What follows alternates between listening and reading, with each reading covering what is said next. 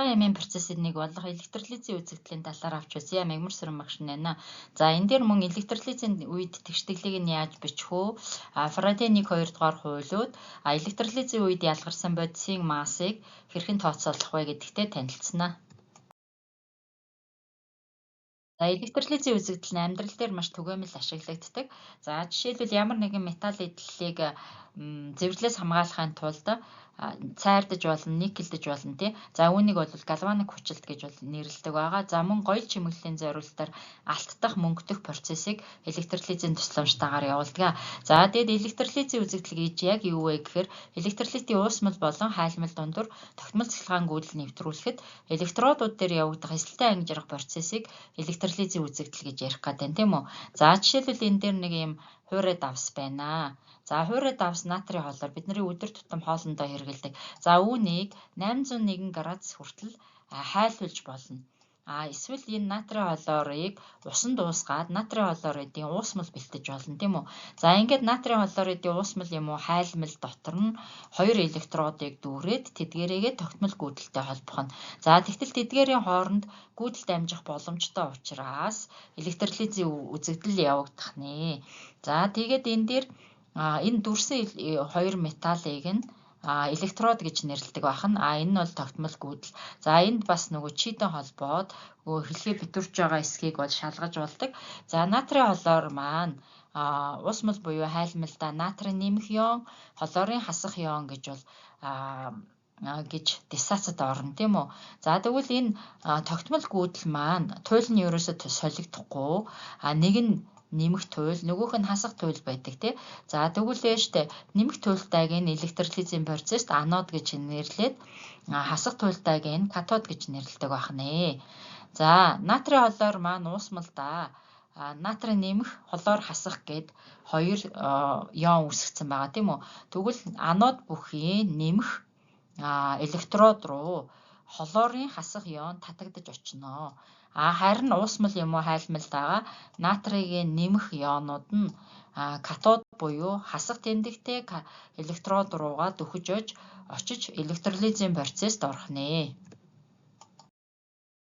Уусмлын электролиз болон хайлмлын электролизийн үед катод анодууд дээр ялгарх бодисын төрөл нь бол өөр байдаг. Эхний ээлжинд тэгвэл натрийн хлоридын хайлмлын электролизийн үед катод анод дээр ямар бодис ялгардаг вэ? Энийг авч үзье. Ер нь эсэлтэй ангижир хуруул явагдаад электролизийн үед анод катод дээр дан бодисууд бол ялгардаг байгаа. Нийтлэг шинжин. За энэ дэжтэй тэ натрийн хлорын хайлмлыг бол хийсэн байна тий. За анод буюу нэмэх цэнэгтэй электрод, катод буюу хасах цэнэгтэй электродыг дүрсэн байна. За энд бол тогтмол гүйдлийг өгсөн байна. За тэгвэл катод маань өөрөө хасах цэнэгтэй учраас хайлмалдах нэмэх цэнэгтэй катионыг өөрлөгөө татаад нэг электроныг аваад катодын гадаргуу дээр натрийн нэмэх натрийн тэг байдлаар буюу натрийг ялгарч өгөх нь тий. За анод өөрөө нэмэх цэнэгтэй учраас хайлмалдах хлор гэсэн анионыг өөрлөгөө татах нь байна тийм үү. За тэгвэл хлорын нэг атом нь нэг электрон алдна. Гэтэл хлорын 2 атом нь нийтдээ 2 электроныг алдаад анодын орчим энэ ногооноор тэмдэглэгдсэн хлорын хий ялгараад дээшээ дэгдээд явах нэ. За тэгтэл эндээс ингээ харахаар натрийн 1 электроныг авч яхад хлор 2 электроныг авч जैन тий алдаж штэ. Тэгэхээр энэ тэнцээгүй байгаа учраас хамгийн бага ерөнхий хуваагдагчийг тодорхойлох замаар авсан болон алдсан электроныг тэнцвүүлдэг. Өөрөөр хэлбэл 2 гэсэн тоог сонгож аваад за 2 бол нэгт ч хуваагдана, 2-т ч хуваагдана гэсэн үг тий. За тэгээд хамгийн бага ерөнхий хуваагдагч нь болж байна. За тэгвэл энэ эхний энэ катодын хагас урвалын тэгштгэл гэж ярина. Энийг анодын хагас урвалын тэгштгэл гэж ярих нэ. За тэгээд энэ катодын хагас урвалын тэгштгэл дээр 2-ыгоо энэ хамгийн бага ерөнхий хуваагдагчаа нэгтэй хуваагаар 2 гарна тийм үү. Тэр гарсан 2 гэдэг тоогоороо энэхүү катодынхаа тэгштэглийг үржүүлээд бичсэн байна. За 2 натрийн нэмэх нь 2 электрон хасах нь 2 ширхэг натрийн 0 болсон байна тий. За тэгвэл 2-ыг 2 электрондоо хуваахаар 1 гарна. Тэгэхээр энэ нэгээр анодынхаа тэгштэглийг үржүүлнэ гэдэг маань хэвээрээ бичигднэ гэсэн үг. 2 холоор хасах нь 2 электрон. Тэгээд анод дээр холоор дангаараа ялгарч байна. За холоорыг мөн өнгөөр нь шар ногоо өнгөөр нь танихаас гадна үнрээр нь таньж болно. Энэ нь жоохон эвгүй хурц үнэртэй хий байгаа. За ингээд энэ катодын хагас урлын тэгштгэл, анодын хагас урлын тэгштэглийг харахад авсан болон алдсан электроны тоо хоорондоо тэнцсэн байна тий. За тэгээд эдгээрийг хооронд нь нэмнэ. Өөрөөр хэлбэл тэнцвүүгийн тэмдгийн зүүн талд байгаа хэсгийг нэг нэмнэ, баруун талд байгаа хэсгийг нэг нэмнэ тий. За тэгвэл зүүн талд байгаа хэсэг нь урлын эхний төлөвийг зааж өгнө, баруун талд байгаа хэсэг нь урлын эцсийн төлөвийг зааж өгнө. За эндээс харахад 2 электронууд хоорондоо хураагдаад устгах нь байна тий. За ингээд натригийн 2, хлорийн 2 ионууд хоорондоо уралд орсон буюу урлын тэгштэглийг бичихтэй 2 ширхэг натрийн хлор гэдэг ингээ молекул байдалтай бичиж болно тийм үү.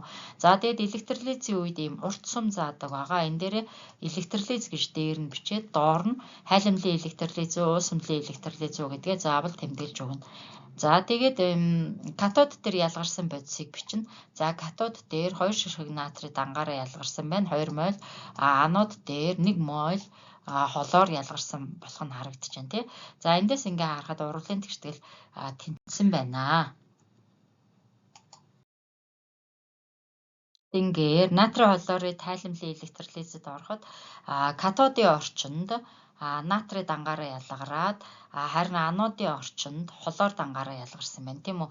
Тэгвэл хичнээн хэмжээний бодис хэдэн грамм натрий юм уу хэдэн эквивалент хлор ялгарсан бэ гэдгийг тооцоолох шаардлагатай болно. Бодисын үед катод болон анод дээр ялгарсан бодисын масс нь нэвт рүү өнгөрч байгаа цахилгааныхаа тоо хэмжээтэй шууд пропорционал хамааралтай болохыг онд Английн физикч Фарадей тогтоосон байдаг. За үүнийг Фарадей 1-р хууль гэдэг. За Фарадей 1-р хуулийг математик илэрхийлэлээр m тэнцүү r үржих нь q гэж бол тодорхойлсон байгаа. За m гэдэг нь катод болон анод дээр ялгарсан бодисын массыг тэмдэглэсэн байна тий. За r нь болохоор бодисын цахилгаан хэмийн эквивалент байгаа. Q гэдэг нь цэнгийн тоо хэмжээ. За тэгвэл үүштэй энэ Фарадей 1-р хуулийг өшөө дэлгэрэнгүй байдлаар бол бичиж болно. Ингийн тулд бодисын цахилгаан хэмийн эквивалент болон Q-г тодорхойлох ёстой тийм ээ. За тэгвэл Q гэдэг нь гүйдлийн хүчийг гүйдэл нэвтрүүлсэн хугацаагаар үржүүлсэнтэй тэнцүү байдаг. За нэгж нь амперыг үржихэн секунд, кулон гэсэн нэгжтэй байх нь байна тийм ээ. За G-гээр гүйдлийн хүч 5-гаар электролиз явуулсан хугацааг тэмдэглэсэн байна. За тэгвэл нөгөө талаас энэ бодисын цахилгаан хэмийн эквивалент гэж юу вэ? За үүнийг тодорхойлохын тулд бодисын эслэн ангижрах урлын үед хэмийн эквивалентийг нь яаж тодорхойлох вэ гэдгийг авч үздэг байгаа. За тэгвэл хэмийн эквивалентийг эслэн ангижрах урлын үед тодорхойлохдоо тухайн бодисын атом массыг авсан эсвэл алдсан электроны тоонд нь харьцуулж тодорхойлно. За энэ цахилгаан хэмийн эквивалент нь хэмийн эквивалентийг Фарадейн тоонд харьцуулсантай тэнцүү байдаг. Мянд А2-оор бодисын атом масс n нь болохоор бүтэн нэг цикл хийхэд электролизийн үед бүтэн нэг цикл хийхэд авсан эсвэл алдсан электроны тоог нь бол хэлж байна. За хэмийн эквивалентийг Фарадейн тоонд нь харьцуулахаар цахилгаан хэмийн эквивалент гарч байна тий. За Фарадейн тоо маань 96500 кулон байгаа. Тэгээд эндээс катод болон анод дээр ялгарсан бодисын массыг Фарадей 1-р хуулийг дэлгэрүүлэн бичвэл нэгийг хуваах нь F үржих нь атом массыг хуваах нь N тэгээд гүйдлийн хүч 5 болж орж иж байна тий. За энэ хэсэг маань нөгөө цэнэг буюу Q байсан тий. За энэ хэсэг нь болохоор атом массыг N-д нь харьцуулчихна. Энэ нь бол зөвхөн хэмийн эквивалент. Харин Фарадейн тоонд нь ингээ харьцуулсан тохиолдолд энэ цахилгаан хэмийн эквивалент буюу R-та тэнцүү болох нь харагдаж байна тий. Тэгэхээр аль томьёогоор нь тооцоо хийж болно. Бодлогын нөхцлөөс бол хамаарх нь. Тэгээд зөвлөгөө энэ бодлого дээр зөвлөгөө авах бол 9813 3311 гэсэн дугаарт хандаж болно. За Фарадейн 2-р хууль. За янз бүрийн электролитийн дундуур ижил хэмжээний цахилгаан гүйдэл нэвтрүүлэхэд электродууд дээр ялгарх бодисын масс нь тэдгээрийн химийн эквиваленттай шууд хамааралтай байна гэж байгаа. За өөрөөр хэлбэл шүү дээ M1-ийг хуваах нь M2, эквивалент 1-ийг хуваах нь эквивалент 2 гэсэн энэ харьцаа хүчинтэй байна гэж байгаа. За M1 энэ нэг индекстэйгээр жишээлбэл катод дээр ялгарсан бодисын масс болон түүний эквивалентийг тэмдэглэсэн бол 2 индекстэйгээр анод дээр ялгарсан бодисын масс болон түүний эквивалентийг тэмдэглэсэн байж болох нь шүү дээ тий.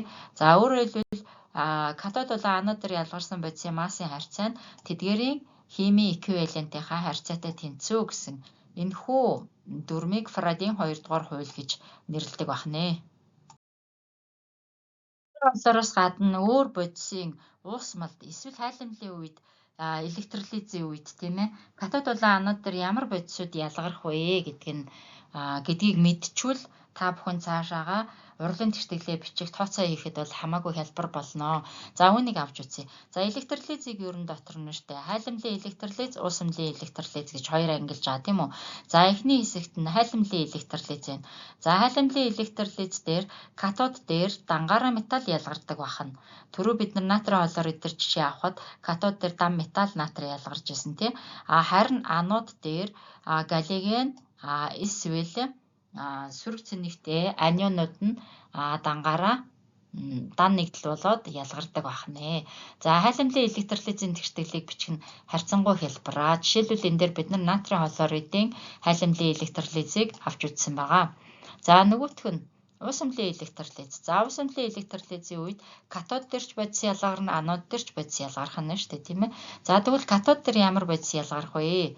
Энийг авч үзье. За энэ нь болохоор металлын идэвхий игнэнээс хамаарх нь. За энд металлын идэвхий игнийг ерөнхийд нь харуулсан байна, тий. За энд бол дандаа металлууд тэгээд гол нь ус төрөгч хоошоогоо идэвхгүй металлууд байгаа. За тэгвэл шүү дээ энэ металлын идэвхий игнэнд урагшлах тусмаа металлууд идэвхтэй буюу электроноо алдах шин чанар ажиглагддаг бол ус төрөгчөөс хоошлох тусам ер нь нэгнээний дагуу хоошлох тусам бусдын электроныг авах сонирхолтой дангаараа ялгарах боломжтой байх нэ. За тэгвэл штэ катод дээр явагдах процессыг ярьж байгаа штэ. Катод дээр явагдах процесс нь энэхүү 3 төрлөөр явагдах боломжтой байх нэ. За литийгээс хөнгөн цагаан хүртэл байвал тухайн металл бол уралд орохгүйгээр ус электролизэд ороод тийм ээ уусмлын электролиз юм чинь орчин нь ус байгаа. Тэгээд ус төрөгч дангаараа ялгардаг. Энд 2 электроныг бас өөртөө нэгдүүлээд орчин шүлтлэг болж өгдөг байна. Энэхүү тэгштэглийг ашиглах нь.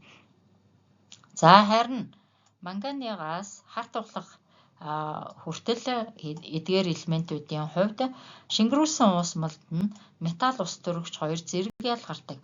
Харин концентрацтай уус малд нь дан металлууд дангаараа ялгарах боломжтой байх нэ.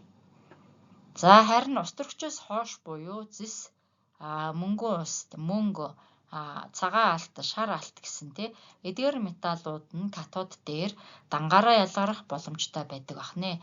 За уусмлын электролизийн үед анод дээр явагдах процесс нь дараах 3 чиглэлтэй байж болно.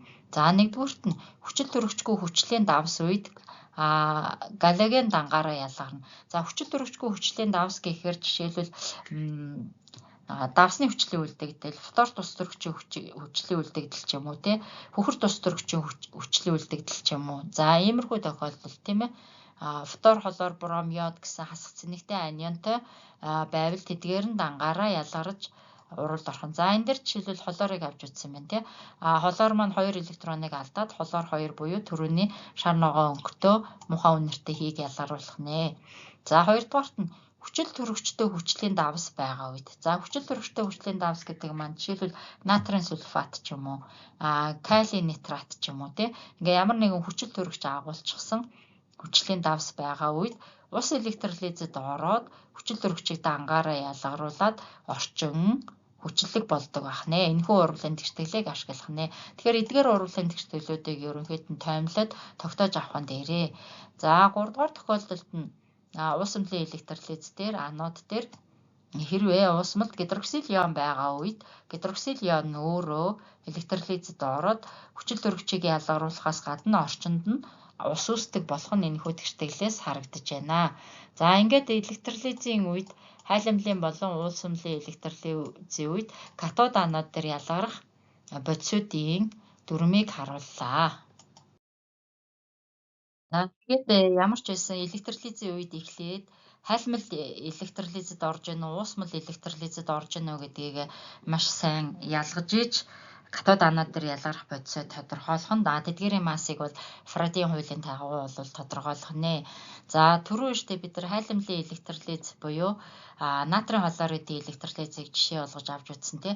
За тэгвэл одоо натрийн хлоридын усан усгамлын электролизийг бас авч үзье.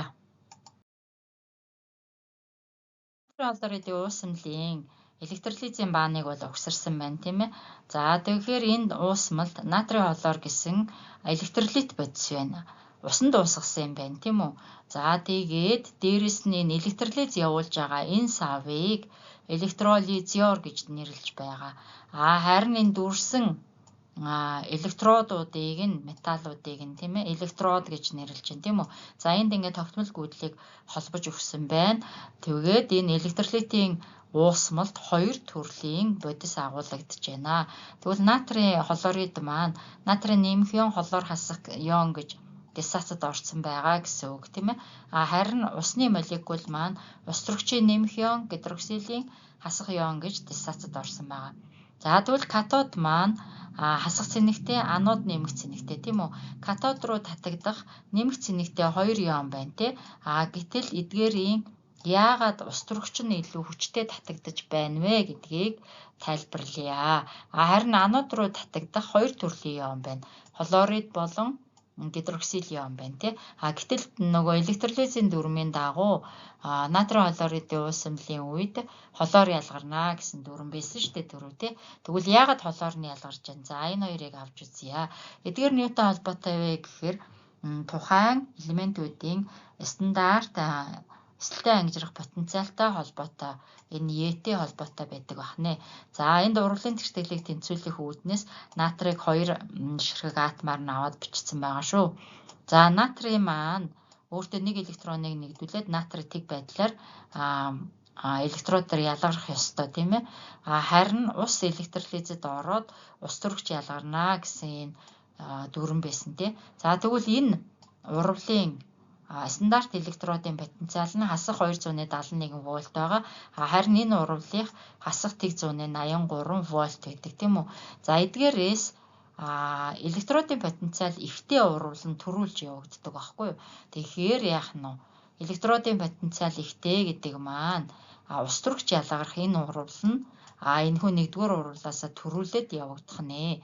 За тэгвэл катод дээр тийм ээ ус төрөгч ялгарч дуусны дараа натрид ангаараа ялгарна л гэсэн санаа багхгүй юу. Ийм учраас хэдийгээр уусмал натрийн хлор байгаа, ус байгаа боловч катод дээр ус төрөгч нь төрүүлж урвалд орох нэ. Тэгээд ангаараа ялгарх нэ. Анод дээр анод өөрөө нэмэх цэнэгтэй тий. Тэрлүү татагдах 2 төрлийн ион байсан. Нэг нь болохоор хлорид ион, нөгөөх нь гидроксил ион байсан шүү дээ.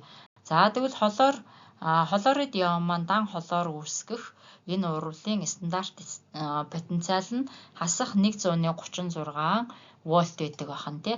За харин ус электролизэд ороод хүчил төрөгч ялгаруулах энэхүү урвалын стандарт потенциалын утга нь хасах тэг 1123 вольт байна.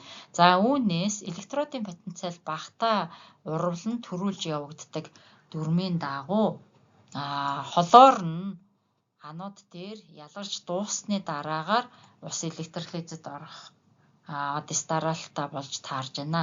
За ингээд натрийн хлоридын уусмлын электролизийн тэгштгэл нь өөрөөр хэлбэл катод дээр ус электролизэд ороод ус төрөгч ялгарна, уусмлын орчин шүлтлэг болох нь анод дээр болохоор хлор электролизэд ороод хлор дангаараа орох нь. За энэхүү электролизийн тэгштэглийг бүтэн байдлаар бичихтэй. За натрийн хлор энэ хлорид ион 2 байна тий. Тийм учраас энэ нь натритайгаа нийлсэн байсан учраас натрийн хлор за 2 дахин гэж бичгэн тийм үү. За нэмэх нь ус. Өөрөөр хэлбэл энэ тэгштгэлийн зүүн талыг нэг нэмээд баруун талыг нь нэг нэмээд тэгээ бүтэн электролизийн тэгштгэл гарч ирдэг байна шүү дээ. За энэ үед электронууд бол хоорондоо хураагдах нь бол ойлгомжтой байна, тийм ээ. За ингээд зүүн талд нь натрийн хоолоор устаа уруулд орж байгаа гэдгийг эндээс аваад биччихлээ. За урт сум заагаад тэрнийхээ дээр нь электролиз, доор нь уусмал гэж бичдэг байна шүү. За тэгээ катод дээр ямар бодис ялгарсан бэ гэхээр катод дээр дан бодис нь ус төрөгч ялгарсан байна. За тэгвэл OH нь юутай нийлэх вэ гэхээр уусмал нөгөө натрий байгаа шүү дээ. Тэгэхээр натрий OH гээд уусмал шүлтлэг орчинтой болох юм байна. Энийн өмнө 2 гэсэн тоог тэнцвүүлж өгснөөр гидроксил ион тэнцэж орж ирж байна, тийм ээ. За тэгээд анод дээр холоор ялгарсан байна. За ингээд бичдэг бахнэ. Катод дээр ус төрөгч уусмалдаа шүлтлэг натрийн гидроксидын уусмал үүснэ. Анод дээр холоор ялгарна. За тэгвэл бид нар өөртөө хоолны давсыг электролизэд оруулаад шүлтгийг гаргаж авах боломжтой юм байна. Электролизийн процессын дүнд. Өнөөдрийн хичээлээр электролиз гэж юу вэ? Электролизийн процессын үед катод болон анод дээр ялгарх бодисуудыг хэрхэн тодорхойлох уу? Тэдгээрийн массыг Фарадийн 1-2 дугаар хуулиар яаж тодорхойлох уу? Дээрээс нь электролизийн үеийн тэгштэглийг хэрхэн бичих вэ? Зэрэг асуудлуудтай танилцлаа, тийм үү? За дараах дасгал ажлуудыг бие даан гүйцэтгэгээрэй. Хэрвээ хичээлийн талаар зөвлөгөө авах бол 9813 3311 дугаарт хандаж болно. За энэ бодлого дасгал өгөгдсөн байна. За жишээл 5 ампер хүчтэй гүйдлийг цэсийн холооридын усан уусмал дундуур 1 цаг нэвтрүүлж электролиз явуулахад катод дээр хичнээн хэмжээний ямар бодис ялгарсан бэ? За энэ үед электролизийн тэгштэглээ бүрэн бичих нь тэгээ катод дээр ялгарсан бодисын массаа тодорхойлох нэ. За мөнгөний давсны усан уусмал дундуур 10 минутын турш цахилгаан гүйдэл нэвтрүүлэхэд катод дээр 0.1 мол мөнгө ялгарчээ. Уусмал дундуур нэвтрүүлсэн гүйдлийн хүчийг олгоо гэж байна. За Фарадийн хуулийг ашиглаад тооцоо их нэ, тий.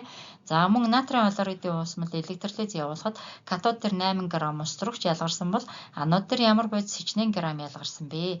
Энийгээ тооцоолох нэ. За ингээд бодлого бодох болгондоо электролизийн тэгштэглээ сайн бичиж яваарай. За мөн хайлмлын электролизийн тэгштгэл бол харьцангуй амархан. Гэхдээ хэд хэдэн удаа бичиж сайн дадаараа. Мөн усан уусмлын электролизийн тэгштэглүүдийг бас энд өгсөн байна. Хайлмлын хайг бас өгсөн байна. Эдгээрийг бичээд зөвлөгөө мэдээлэл авах бол 9813 3311 өнөөдрийн хичээл анхаарал хандуулсанд баярлалаа.